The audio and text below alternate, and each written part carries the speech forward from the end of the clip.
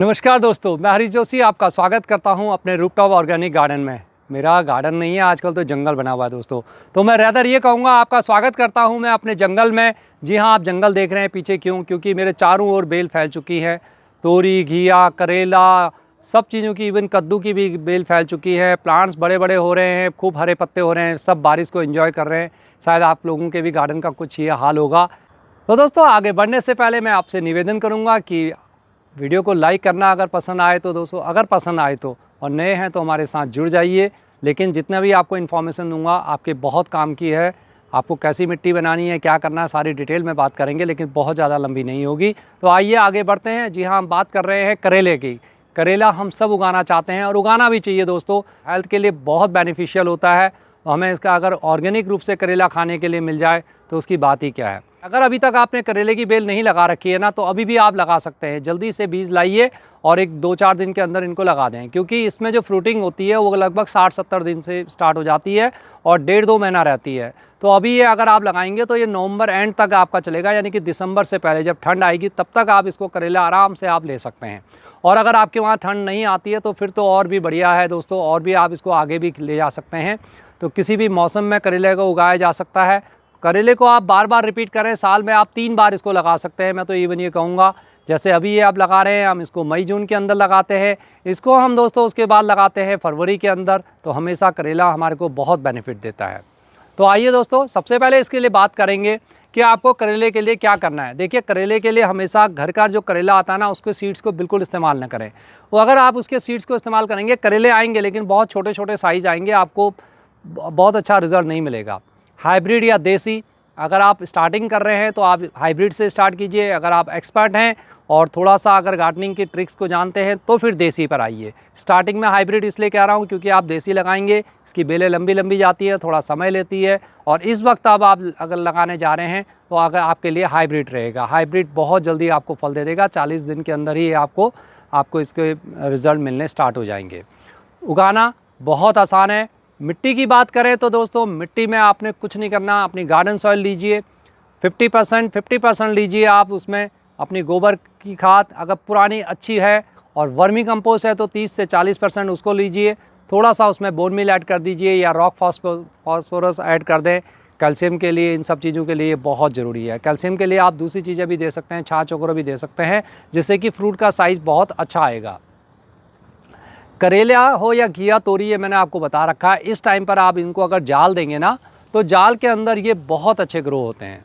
ये देखिए, मैंने अपने गार्डन में इस प्रकार की ये जाल लगा रखी हैं। इसके अंदर तोरी, कद्दू, सभी चीज़ के जाल चल रहे हैं।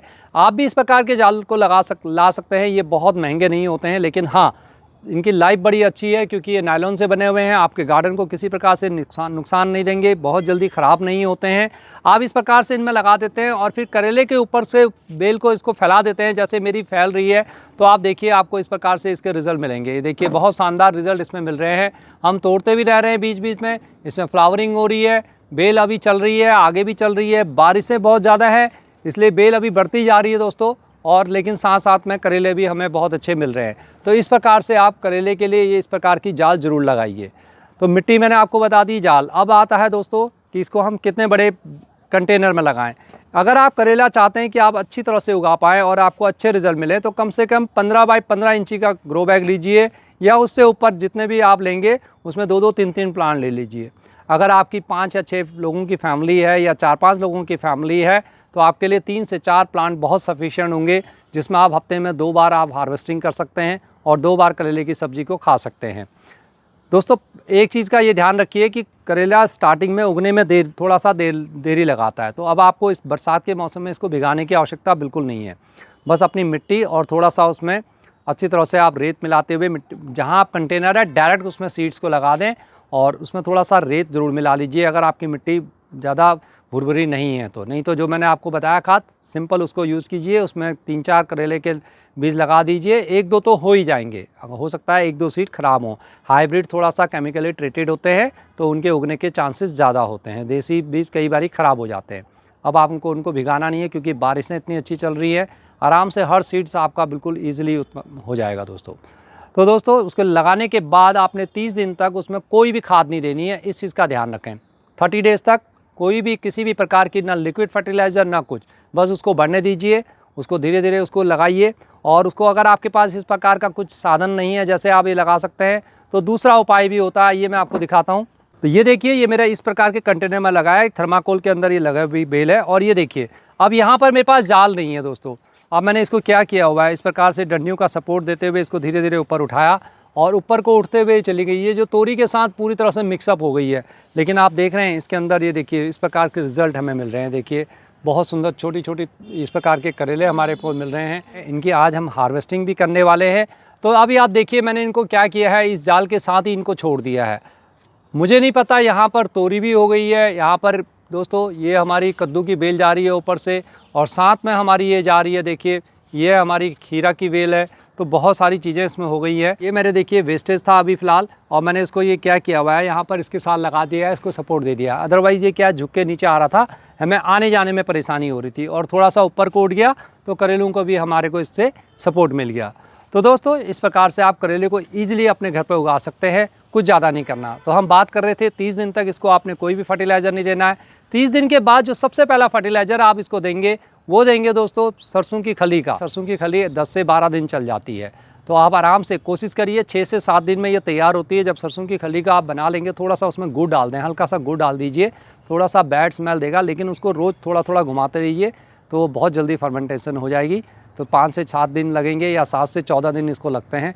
जब भी आपको मौका मिले निकालिए और उसमें 10 गुना पानी मिलाइए। कोशिश करिए कि वो पानी आप अपने रूट्स इसके आसपास से थोड़ा सा दूर डालते हुए अपने प्लांट को पूरी तरह अच्छी तरह से दे पाएँ। देना कब है, जब पूरा प्लांट सूखा हुआ हो तब नहीं, तब थोड़ा सा उसमें हल्की सी नमी हो, लेकिन पानी ज़्यादा ना हुआ हो। कल अगर बारिश हुई है तो आज फिर नहीं देना है, मेरे को कल देना है, इस चीज़ का ध्यान रखें। 2 दिन के बाद दीजिए उसमें, तो उसका रिज़ल्ट आपको बहुत बेहतरीन मिलेगा। तो ये हो गई दोस्तों पहली। और दूसरी, उसके बाद देंगे आप पोटास इसको, जो आप केले के छिलकों से बनाएंगे, ओनियन पील से बनाएंगे, या फिर ऑर्गेनिक पोटास जो भी मार्केट में आता है उसको लेते हुए आप, सिंपल है दोस्तों, उसको लेते हुए थोड़ा भिगो दें और इस पर स्प्रे कर दीजिए पत्तों पर। इस पोटास से उसका कलर बहुत अच्छा आएगा और साथ में आपको उसका फल का साइज़ भी बहुत बड़ा मिलेगा। और हाँ, आपके करेले की बेल बहुत बड़ी हो गई है, नहीं हो रहा है ना, तो मैंने आपको एक पहले फर्टिलाइज़र बताया था, घिया के लिए भी बताया था, प्रोम।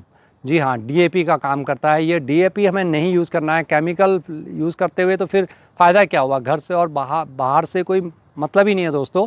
तो हमें प्रोम ले लेना है, और प्रोम के थोड़े से दाने भिगोते हुए अपने डायरेक्टली भी डाल सकते हैं, कुछ दाने ज़मीन में वैसे भी डाल देंगे, तब भी उसका बहुत जल्दी रिजल्ट आ जाएगा।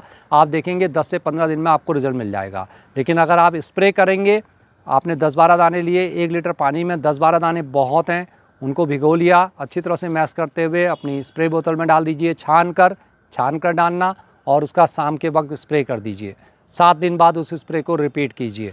पहले सरसों की खली, फिर आपने पोटास दिया और साथ साथ में दे दिया प्रोम। तो आपके करेले तो लगेंगे ही लगेंगे। बस मिट्टी अच्छी होनी चाहिए, मिट्टी में किसी प्रकार का फंगस ना हो। मिट्टी तो हमारे पौधों की जान होती है। जब मैं तो मेंटेनेंस फ्री होकर इतना सब कुछ कर पाता हूँ। मैं आपको सही बताऊँ तो कई बार तो छिड़काव भी नहीं कर पाता हूँ। मेरे तो सब सेल्फ मेंटेन है। ईश्वर की मेरे पर कृपा हो रही है कि सारे प्लांट्स मेरे बिल्कुल हमेशा खुश रहते हैं। अब प्लांट्स में कोई फंगस वगैरह भी बहुत कम आ पाता है दोस्तों, क्योंकि मेरी मिट्टी बहुत अच्छी है। तो आप चाहे करेला लगाएं, चाहे तोरी लगाएं, चाहे कुछ भी हो, अपना किचन वेस्ट यूज़ कीजिए और साथ में इनको लगाइए, तो आप भी इंजॉय करेंगे। तो दोस्तों अब है हमारा समय, देखिए हार्वेस्टिंग का। आइए तो देखिए इस प्रकार से इनको बहुत बड़ा नहीं होने देना। कई बार क्या होता है कि हम करेलों को बहुत बड़ा होने देते हैं तो उससे नुकसान हो जाता है, वो फिर पीले पड़ जाते हैं, और एकदम से पीले पड़ेंगे तो आपको इनको तोड़ते रहना है। कई बार है ना, आपको इस प्रकार की भी करेले मिलेंगे। ये देखिए, ये वैरायटी ही ऐसी आती है, इसलिए इसमें आप परेशान मत होइए कि ऐसा करेला हमें मिल रहा है। ये वैरायटी ऐसी होती है। तो दोस्तों बहुत सेटिस्फेक्शन भी मिलता है। देखिए घर की चीज़ें इस प्रकार से आप जब लेते हैं और आपको घर की एक सब्ज़ी खाने को मिलती है ना, तो उसका आनंद ही बहुत होता है। पिछले 1.5-2 महीने से हमने भिंडी नहीं खरीदी है बाज़ार से, और हफ्ते में कई बारी 2 बार और कई बारी 1 बार ही हमें भिंडी खाने को मिल जाती है। तो इस प्रकार से आप कर सकते हैं। अब देखिए जैसे मैंने आपको कहा था, ये करेला हमारा पीछे छुपा रह गया, अब ये बेकार हो गया दोस्तों। इसको या तो आप बीज के लिए ऐसे ही छोड़ दूंगा मैं इसको, जब ये लाल होगा तब। सही समय पर हमें हार्वेस्टिंग करनी बहुत आवश्यक होती है। कई बारी चीज़ें हमारी नोटिस से निकल जाती है तो वो एकदम हमारे लिए वेस्ट हो जाती है। इस चीज़ का हमें ध्यान रखना है। तो इतने करेले आज हमें मिल गए हैं, इतने हमने अभी 3-4 दिन पहले तोड़े हुए थे, तो हमारी ये कुछ एक सब्ज़ी तैयार हो गई है। देखिए एक दूसरा करेला भी हमारा थोड़ा सा पीला होना स्टार्ट हो गया है। तो और अभी हमने जैसे आज हार्वेस्टिंग की है, 10 से 12 दिन के बाद फिर हमें ऐसे ही करेले मिलने स्टार्ट हो जाएंगे। जब भी आप करेले तोड़े ना, उसके बाद थोड़ा सा उसमें कोई ना कोई थोड़ा सा खाद ज़रूर डाल दिया करें। जैसे आज मैंने ये खाद करेले तोड़े हैं ना, थोड़ा सा वर्मी कंपोस्ट लेते हुए मैं सबकी प्लांट्स की रूट्स पे डाल दूंगा। लेकिन क्योंकि अभी बारिश का मौसम बना हुआ है तो आज नहीं डालता, शायद देखता हूँ एक आध दिन में वेट करते हुए। तो फिर थोड़ा थोड़ा, बहुत ज़्यादा नहीं डालना है, एक एक दो दो मुट्ठी से ज़्यादा बिल्कुल मत डालिए, क्योंकि इसके अंदर कंपोस्ट है। मैं लिक्विड फर्टिलाइज़र नहीं दे पा रहा हूँ क्योंकि बहुत ज़्यादा बारिश हो रही है।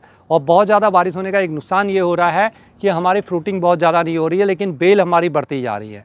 जैसे जैसे धूप बढ़ेगी ना तो फ्रूटिंग और अच्छी होगी, इतने करेले आएंगे कि हमारे से खाए नहीं जाएंगे। जैसे तो आपको वीडियो अच्छी लगी हो, छोटी सी वीडियो है दोस्तों, छोटी सी इन्फॉर्मेशन है, मैंने कहा आपके साथ ज़रूर शेयर कर लूँ।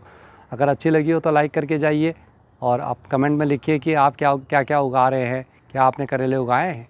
मिलते ही फिर किसी और वीडियो में, तब तक के लिए नमस्कार, बाय बाय।